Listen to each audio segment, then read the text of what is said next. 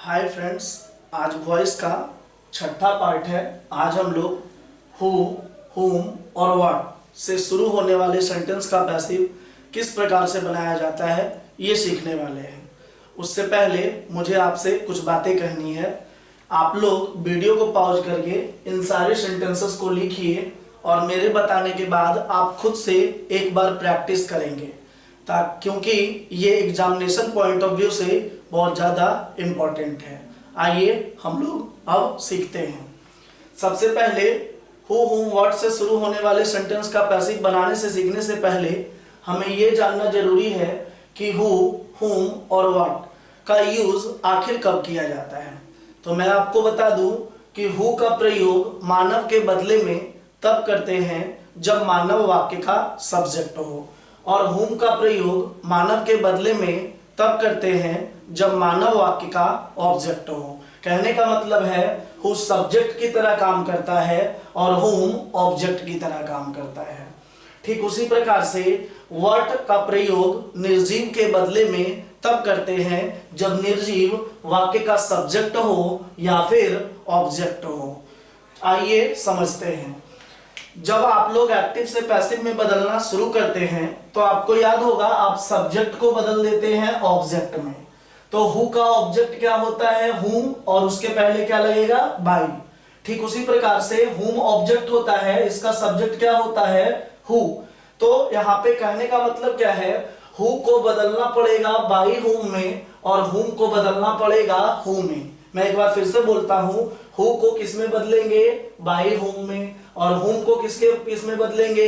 Who में। ठीक उसी प्रकार से व्हाट जब सब्जेक्ट का काम करेगा तो बदलेगा वाई व्हाट में, और व्हाट जब ऑब्जेक्ट का काम करेगा तो बदलेगा केवल व्हाट में। आइए कुछ एग्जाम्पल के द्वारा समझते हैं।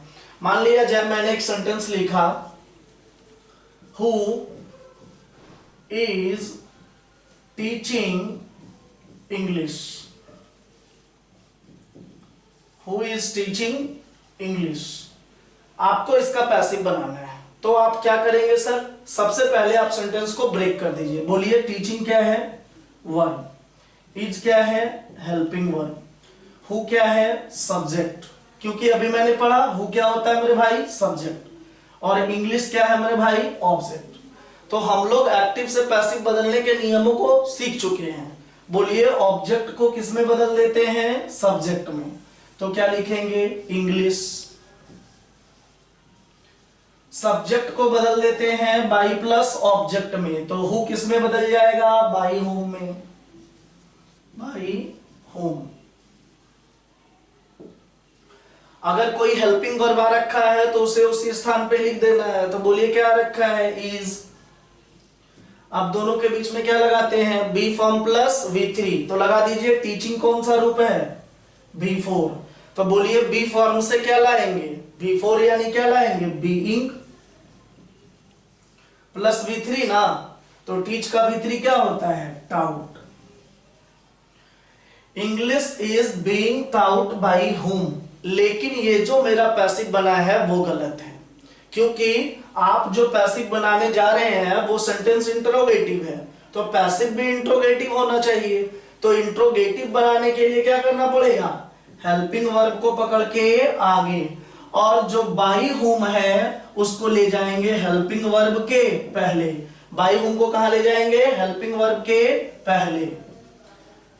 ये हमारा पैसिव बन गया, बाई हुम इज इंग्लिश बीइंग टाउट। समझ में आ रही है बातें? आप इसका पैसिव एक तरीके से और बना सकते हैं।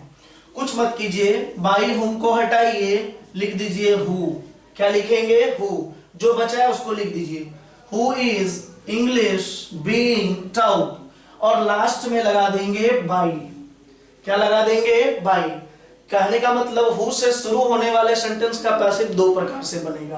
पहला पैसिव बाई हुम इज इंग्लिश बीइंग टाउट, और दूसरा passive who is English being taut by.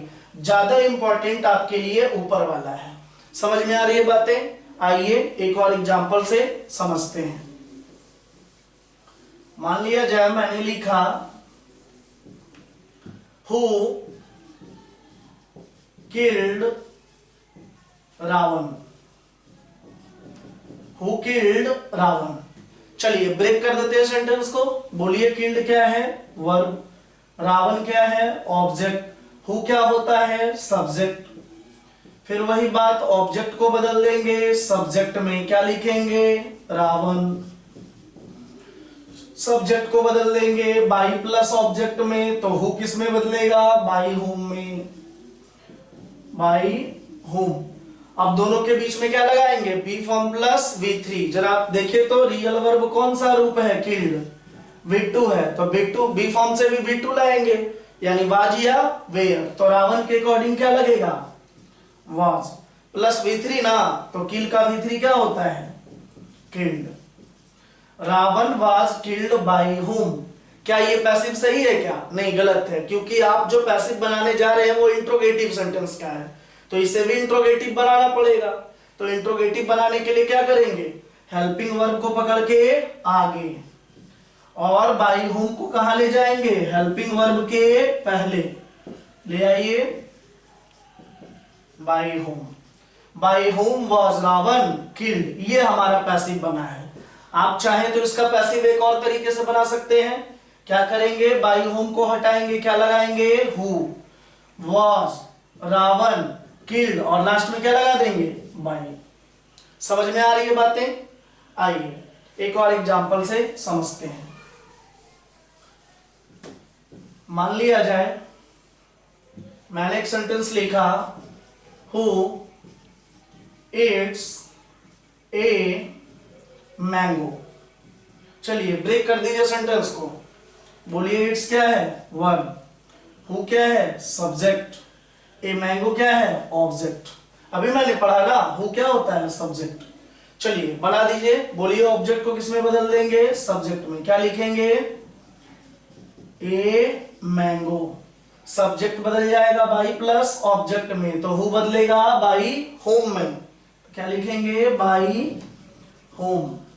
अब दोनों के बीच में क्या लगाना है, B form plus V3। It's को देखिए कौन सा रूप है, V5। बोलिए बी फॉर्म से क्या लाएंगे, इज, प्लस V3 ना, तो ईट का V3 eaten. A mango is eaten by whom. क्या ये पैसिव सही है, नहीं गलत है, इंट्रोगेटिव बनाना पड़ेगा।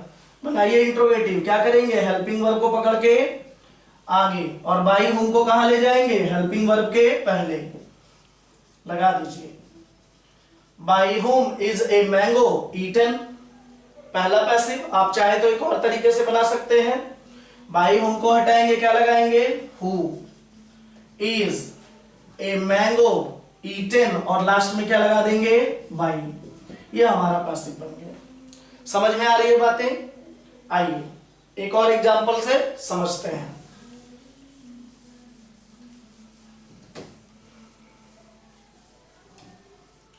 Who had done this work, who had done this work। Break कर दीजिए सेंटेंस को। बोलिए यहां पे डन क्या है, वर्ब, दिस वर्क क्या है, ऑब्जेक्ट, हैड क्या है, हेल्पिंग वर्ब, हु क्या है मेरे भाई, बोलिए हु क्या होता है, सब्जेक्ट। फिर वही बात, ऑब्जेक्ट को बदल देंगे सब्जेक्ट में, क्या लिखेंगे, दिस वर्क। सब्जेक्ट को बदल देंगे बाई प्लस ऑब्जेक्ट में, तो हु बदल जाएगा बाई होम में। अगर कोई हेल्पिंग वर्ब आ रखा है तो उसे लिख देना है, क्या आ रखा है भाई, हैड। अब दोनों के बीच में क्या लगाना है, बी फॉर्म प्लस V3। तो बी फॉर्म का वही रूप आएगा जो रियल वर्ब का रूप है। जरा रियल वर्ब को देखिए कौन सा रूप है, ये V3 है, डू डिड डन। तो बी फॉर्म का भी V3 लाएंगे, बी फॉर्म के V3 से क्या आएगा, बीन, प्लस V3 ना, तो डू का V3 क्या होता है, डन ही। This work had been done by whom. हमारे ये पैसिव सही है क्या, नहीं गलत है, इंट्रोगेटिव बनाना पड़ेगा। क्या करेंगे, हेल्पिंग वर्ब को पकड़ के आगे, और बाय होम को ले जाएंगे हेल्पिंग वर्ब के पहले, ले आइए, by whom. By whom had this work been done। समझ में आ रही है बातें। आप चाहे तो एक और तरीके से बना सकते हैं। बाय whom को हटाएंगे, क्या लगाएंगे, बोलिए, who had this, work, been, done और लास्ट में क्या लगा देंगे, बाई। समझ में आ रही है बातें? मेरे समझ से आपको हु से रिलेटेड पैसिव समझ में आ गया होगा। आइए कुछ एग्जाम्पल हुम का देखते हैं।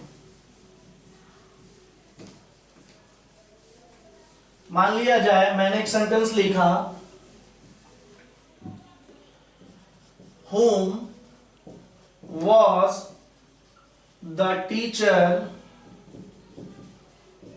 chiding? Whom was the teacher chiding? शिक्षक किसको डांट रहे थे? यहां पे कुछ बात को समझना जरूरी है। जरा सोचिए, मान लिया जाए शिक्षक किसको डांट रहे थे। क्या आपको पता है शिक्षक किसको डांट रहे थे, या फिर जिनको डांट रहे थे वो बंदा एक है या फिर एक से ज्यादा है? आपको तो पता नहीं है। इस बात का लॉजिक आगे हम लोग समझेंगे। चलिए देखते हैं। ब्रेक कर दिए सेंटेंस को। बोलिए यहाँ पे चाइल्डिंग क्या है भाई, वर्ब। वर्ब के जो पहले आएगा वो क्या बन जाता है, सब्जेक्ट। वॉज क्या बनेगा, हेल्पिंग वर्ब। हुम क्या बनेगा भाई, बोलिए हुम क्या होता है, ऑब्जेक्ट। फिर वही बात, ऑब्जेक्ट को बदल देंगे सब्जेक्ट में, तो हुम किस में बदलता है, हु में। फिर वही बात, अगर कोई हेल्पिंग वर्ब आए तो उसे लिख देना है। बोलिए क्या रखा है, वाज। फिर आगे दोनों के बीच में क्या लगाते हैं, be form plus V3। Be form का वही रूप आएगा जो रियल वर्ब का रूप है। जरा देखिए तो रियल वर्ब चाइडिंग कौन सा रूप है, V4। चाइल्ड मतलब डांटना, उसी का V4 है चाइडिंग, तो V4। तो बोलिए बी फॉर्म से क्या लाएंगे, been, sorry being plus V3 ना, तो चाइल्ड का V3 क्या होगा, चाइल्डेड। और सब्जेक्ट को बदल देंगे बाई प्लस ऑब्जेक्ट में, तो बन जाएगा बाई द टीचर। ये हमारा पैसिव बन गया, who was being chided by the teacher. ये तो ऑलरेडी इंट्रोगेटिव में है, क्या इसे इंट्रोगेटिव में करने की कोई जरूरत है, नहीं, छोड़ देंगे। समझ में आ रही है बातें? आइए एक और एग्जांपल देखते हैं। मान लिया जाए मैंने एक सेंटेंस लिखा, whom is he supporting? whom is he supporting? Break कर दिए सेंटेंस को। बोलिए सपोर्टिंग क्या है, वर्ब। ही क्या है, सब्जेक्ट। इज क्या है, हेल्पिंग वर्ब। whom क्या होता है मेरे भाई, ऑब्जेक्ट। फिर वही बात, हम पूछना चाह रहे हैं कि वह किसको सपोर्ट कर रहा है। हो सकता है जिसको सपोर्ट कर रहा है वो बंदा एक है, और एक से अधिक भी हो सकता है। तो इस बात का लॉजिक थोड़ा अंत में देखेंगे। आइए समझते चलते हैं। क्या करेंगे, ऑब्जेक्ट को बदल देंगे सब्जेक्ट में, तो हुम किस में बदल जाएगा, हु में। अगर कोई हेल्पिंग वर्ब आए तो लिखना है ना, क्या आया है, इज। अब दोनों के बीच में क्या लगाते हैं, बी फॉर्म प्लस V3। तो बोलिए सपोर्टिंग कौन सा रूप है, V4। तो क्या लाएंगे, बीइंग प्लस V3 ना, तो सपोर्ट का V3 सपोर्टेड। सपोर्ट मतलब समर्थन करना, और तब सब्जेक्ट को बदल देंगे बाई प्लस ऑब्जेक्ट में, तो बाई, और ही का ऑब्जेक्ट क्या होता है, him. Who is being supported by him, ये हमारा पैसिव बन गया। अब इसे इंट्रोगेटिव बनाने की कोई जरूरत नहीं है। अभी मैंने आपको बोला था कि हो सकता है जिस बंदे को मैं सपोर्ट कर रहा हूं वो एक है, या एक से अधिक बंदे को भी मैं सपोर्ट कर सकता हूं, या वो सपोर्ट कर सकता है। तो यहाँ पे जो वर्ब आप लगा रहे हैं, यहाँ इज भी सही है और आर भी सही है। पिछले वाले में भी वॉज भी सही है, वेयर भी सही है। क्यों? क्योंकि हमें यहां से पता नहीं चल पाता है कि जिस बंदे को सपोर्ट किया जा रहा है वो एक है या एक से ज्यादा, इसलिए यहां इज भी सही है और आर भी सही है। लेकिन इंग्लिश ग्रामर में जनरली सिंगुलर वर्ब को कंसीडर किया जाएगा। मतलब आप जब भी बनाएंगे तो इज के सहारे बनाएंगे, वाज के सहारे बनाएंगे और हैज के सहारे बनाएंगे। बात समझ में आ रही है? चलिए एक और एग्जांपल से समझते हैं। मान लिया जाए मैंने अगला सेंटेंस लिखा, whom have you beaten? whom have you beaten? तुमने किसको पीटा है? क्या मुझे पता है कि तुमने किसको पीटा है, या पीटे जिस बंदे को आपने पीटा है वो एक है या एक से ज्यादा है, नहीं पता है। तो फिर वही बात, लॉजिक को बाद में देखेंगे, पहले चेंज कर लेते हैं। बोलिए यहाँ पे बीटन क्या है, वर्ब, यू क्या है, सब्जेक्ट, हैव क्या है, हेल्पिंग वर्ब, होम क्या होता है हमारे भाई, ऑब्जेक्ट। फिर क्या करेंगे, ऑब्जेक्ट को बदल देंगे सब्जेक्ट में, तो होम किस में बदल जाएगा, होम में। अगर कोई हेल्पिंग वर्ब आए तो लिख देना है। बोलिए क्या आया है, हैव। फिर वही बात, दोनों के बीच में क्या लगाएंगे, B form plus V3। Beaten को देखिए कौन सा रूप है, V3, तो बोलिए बी फॉर्म से क्या लाएंगे, बीन प्लस V3 ना, तो बीटेन ही हो जाएगा। और तब सब्जेक्ट को बदल देंगे बाई प्लस ऑब्जेक्ट में, तो क्या हो जाएगा, by you. Who have been beaten by you. फिर वही बात है, यहां समझने वाली बात है। आप यहां हैव भी लगाएंगे तो सही है और हैज भी लगाएंगे तो सही है, लेकिन इंग्लिश ग्रामर में जनरली आपको प्रीफर सिंगुलर वर्ब करना है। तो बोलिए क्या लगेगा आंसर में, have. Who have been beaten by you का मीनिंग अलग है और who has been beaten by you का मीनिंग अलग है। अगर आप बोल रहे हैं who have been beaten by you, मतलब आपके द्वारा किनको किनको पीटा जा रहा है, पीटा गया है। और आप जब बोल रहे हैं who has been beaten by you, यानी आपके द्वारा किसको पीटा गया है, यानी इसका मतलब पीटे जाने वाला बंदा एक से अधिक है और इसका मतलब पीटा जाने वाला बंदा केवल एक है। समझ में आई बातें? आइए एक और एग्जांपल से समझते हैं। मान लिया जाए मैंने बोला whom do you love, तुम किसको प्यार करते हो। क्या आपको पता है, क्या मुझे पता है कि आप किसको प्यार करते हैं? प्यार करने वाला बंदा आपके द्वारा एक है या एक से ज्यादा है, नहीं पता है। फिर वही बात, पहले ब्रेक कर देते हैं। बोलिए लव क्या है, वर्ब, यू क्या है, सब्जेक्ट, होम क्या होता है हमारे भाई, ऑब्जेक्ट। फिर वही बात, आपको पता होगा कि जिसमें डू आता है यानी वो प्रेजेंट इंडेफिनिट है, तो बी फॉर्म से इज एम आर लाया जाता है कि नहीं। चलिए बोलिए ऑब्जेक्ट को बदल देंगे सब्जेक्ट में, तो होम बदल जाएगा होम में। अब वही बात, फिर अभी मैंने बोला था कि क्या लगाना पड़ेगा, बी फॉर्म लाना पड़ेगा। तो प्रेजेंट इंडेफिनिट के लिए इज एम आर, तो या तो इज लगेगा या तो आर, ठीक है ना। अब V3 लगाना है, तो लव का V3 क्या होता है, लव्ड, और तब सब्जेक्ट बदल जाएगा बाई प्लस ऑब्जेक्ट में, तो क्या बन जाएगा, by whom। Who is loved by, sorry who is loved by you, या फिर who are loved by you, बस मीनिंग में चेंज हो जाएगा। जब आप बोल रहे who is loved by you, यानी तुम्हारे द्वारा प्यार किया जाने वाला बंदा कितना है, एक। लेकिन आप बोल रहे हैं who are loved by you, यानी प्यार किया जाने वाला बंदा एक से अधिक है। समझ में आ रही? लेकिन इंग्लिश ग्रामर के अकॉर्डिंग किसको प्रीफर करेंगे, इज को, who is loved by you. चलिए एक और सेंटेंस को देखते हैं। whom did you teach, whom did you teach, break कर दीजिए सेंटेंस को। बोलिए टीच क्या है, वर्ब, यू क्या है, सब्जेक्ट, whom क्या होता है हमारे भाई, ऑब्जेक्ट। आपको पता होगा जिस सेंटेंस में डिड आता है वो पास्ट इंडेफिनिट है, तो बी फॉर्म से क्या लाया जाता है, वाज या वेयर। चलिए बना देते हैं। ऑब्जेक्ट को बदल देंगे सब्जेक्ट में, क्या लाएंगे, होम को बदल देंगे होम में, तब लाएंगे या तो वाज या तो वेयर। दोनों सही है, वाज भी सही है और वेयर भी सही है। तब लगाएंगे V3, टीच का V3 क्या होता है, टाउट, और सब्जेक्ट बदल जाएगा बाई प्लस ऑब्जेक्ट में, तो क्या हो जाएगा, by you. Who was taught by you, ये भी सही है। Who were taught by you, ये भी सही है। बस मीनिंग में चेंज क्या होगा, Who was taught by you जब बोले, इसका मतलब पढ़ाया जाने वाला बंदा एक है, और Who were taught by you का मतलब बंदा एक से अधिक है। चलिए समझ में आ रही है, लेकिन आंसर क्या होगा, was वाला। ज्यादा प्रीफरेंस किसको देना है, सिंगुलर वर्ब को, was को। तो Who was taught by you। आइए अब हम लोग कुछ वर्ड के एग्जाम्पल को समझते हैं, लेकिन वर्ड वाले एग्जाम्पल को समझने के लिए सबसे पहले कुछ बातों को समझना जरूरी है कि वर्ड कब सब्जेक्ट होते हैं और व्हाट कब ऑब्जेक्ट होते हैं। दो सेंटेंस को आप देखिए, मैंने यहाँ पे दो सेंटेंस लिखा है।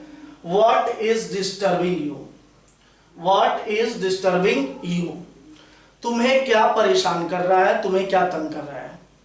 तो जरा सोचिए, तो जो चीज आपको तंग कर रहा होगा वो काम को करने वाला होगा, और काम को करने वाला डूअर होगा, तो वो क्या बनेगा, सब्जेक्ट। जो डूअर होता है वो क्या बनता है, सब्जेक्ट। लेकिन यहां देखिए, व्हाट हैव यू बाउट, आपने क्या खरीदा है। जरा सोचिए, तो खरीदने का काम तो आपने किया, लेकिन आपके खरीदने से प्रभावित कोई और चीज हो रहा है। मैं जो पूछ रहा हूं आपने क्या खरीदा, जो कुछ भी आप खरीदेंगे तो वो आपसे प्रभावित होगा कि नहीं, तो वो ऑब्जेक्ट होगा। कहने का मतलब है, सेंटेंस को देखिए और समझिए, what is disturbing you, what is disturbing you, what is disturbing you. Break कर दीजिए सेंटेंस को, बोलिए बोलिए। यहां पे डिस्टर्बिंग क्या है, वर्ब। जो वर्ब के बाद आए तो ये क्या बनेगा, ऑब्जेक्ट। मेरे भाई अभी मैंने बोला कि व्हाट इज डिस्टर्बिंग यू, तुम्हें क्या डिस्टर्ब कर रहा है। तो जो भी चीज डिस्टर्ब कर रहा है वो काम को करने वाला है, यानी वो क्या बनेगा, बोलिए, सब्जेक्ट। और ऐसे नहीं तो आप इजिली वे में समझिए। देखिए यहाँ पे वर्ब आ गया, ऑब्जेक्ट आ गया, तो बच क्या रहा है, सब्जेक्ट, यानी व्हाट यहाँ पे क्या बन गया, सब्जेक्ट। चलिए चेंज कर देते हैं, फिर वही बात, ऑब्जेक्ट को बदल देंगे सब्जेक्ट में। तो बोलिए क्या करें, लिखेंगे यू। अगर कोई हेल्पिंग वर्ब आए तो लिख देना है, क्या रखा है भाई, इज। दोनों के बीच में क्या लगाते हैं, be form plus V3। Disturbing कौन सा रूप है, V4, क्या लाएंगे, बीइंग। डिस्टर्ब का V3 क्या होता है, डिस्टर्ब। और सब्जेक्ट को बदल देंगे बाई प्लस ऑब्जेक्ट में। तो व्हाट जब सब्जेक्ट का काम करेगा तो वाई व्हाट में बदल जाएगा, वाई व्हाट। लेकिन जरा देखिए, क्या ये आपका पैसिव सही है क्या, नहीं, गलत है। यू के साथ इज लगेगा क्या, नहीं, तो चेंज कर देंगे are. You are being disturb by what, क्या ये सही है पैसिव, नहीं सर गलत है। क्यों, क्योंकि आप जो पैसिव बनाने जा रहे हो वो सेंटेंस इंट्रोगेटिव है, तो पैसिव भी इंट्रोगेटिव होना चाहिए।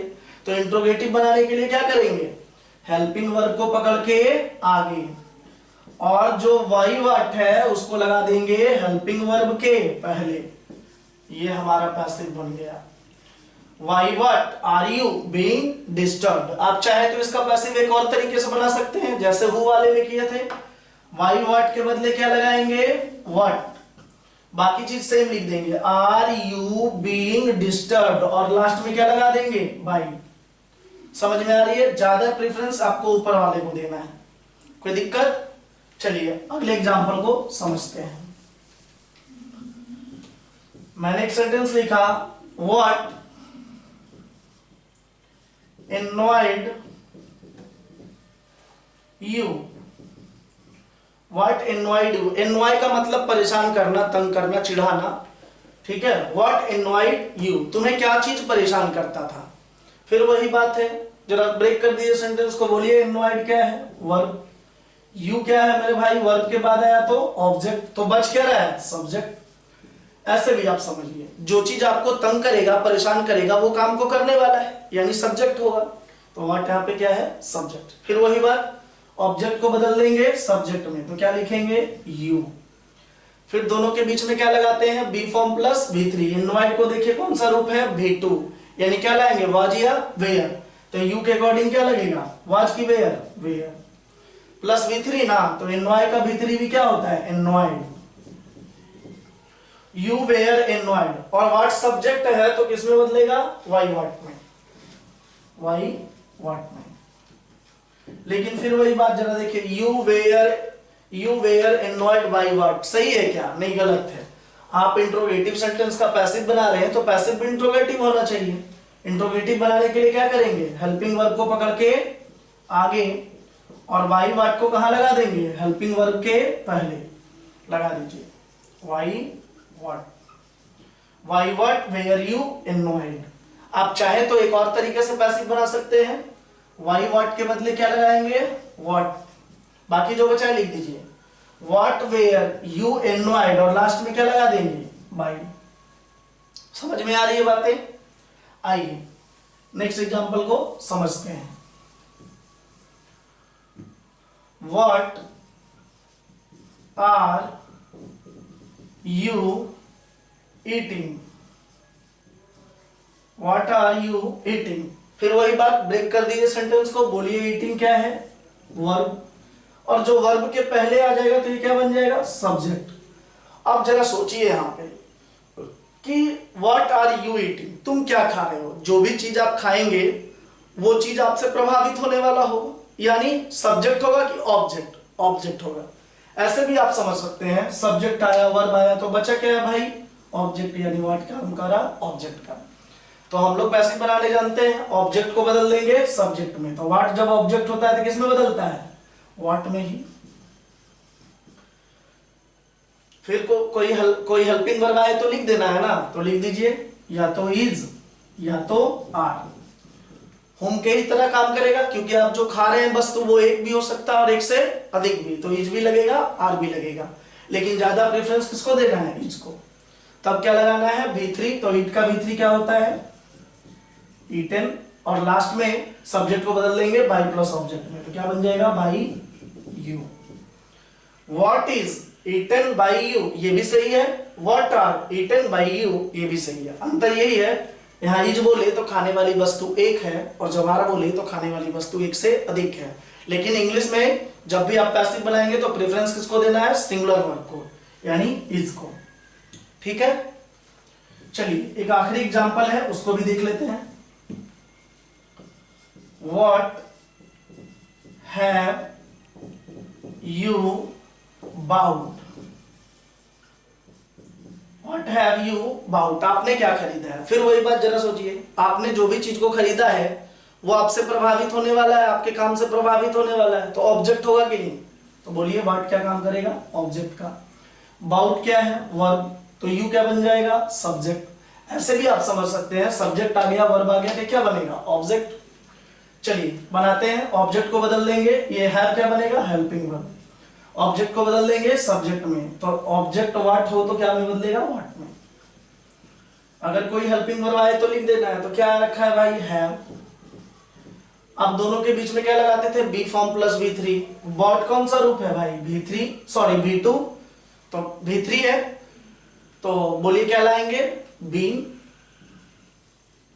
प्लस V3 ना, तो क्या हो जाएगा, बाउट, और सब्जेक्ट बदल जाएगा बाई प्लस ऑब्जेक्ट में, तो बाई यू।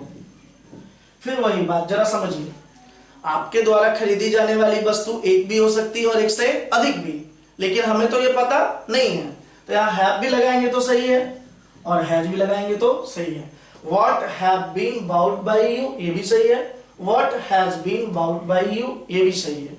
समझ में आ रही है बातें। बस अंतर क्या है, जब आपने हैव बोला यानी वस्तु की संख्या एक से अधिक है, और जब आपने हैज बोला यानी वस्तु की संख्या एक है, लेकिन प्रेफरेंस किसको देना है, हैज को।